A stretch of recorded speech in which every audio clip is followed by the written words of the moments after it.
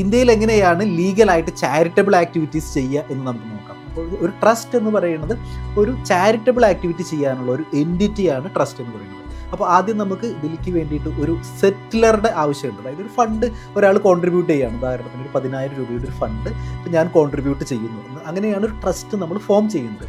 അപ്പോൾ അതിനുശേഷം ഒരു ട്രസ്റ്റീസ് ഉണ്ടായിരിക്കും. ഇപ്പോൾ എനിക്ക് തന്നെ, അതായത് സെറ്റിലർക്ക് തന്നെ ഒരു ട്രസ്റ്റി ആയിട്ട് മാറാനായിട്ട് കഴിയും. ചിലപ്പോൾ വേറെ 1-2 ആളുകൾ ട്രസ്റ്റീസ് ആയിട്ടുണ്ടായിരിക്കും.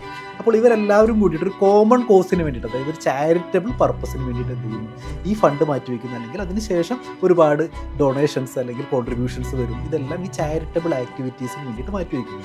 നമ്മൾ കാണുന്ന സ്കൂളുകൾ അല്ലെങ്കിൽ കോളേജുകൾ, ഇതുപോലെയുള്ള ഹോസ്പിറ്റലുകൾ, അങ്ങനെ ഒരുപാട് ഇൻസ്റ്റിറ്റ്യൂഷൻസ്, ക്ലബ്ബുകൾ, സ്പോർട്സ് അസോസിയേഷൻസ്, ഇതെല്ലാം ഒരു ട്രസ്റ്റായിട്ടാണ് പലപ്പോഴും ഫോം ചെയ്തിട്ടുണ്ടായിരിക്കുക.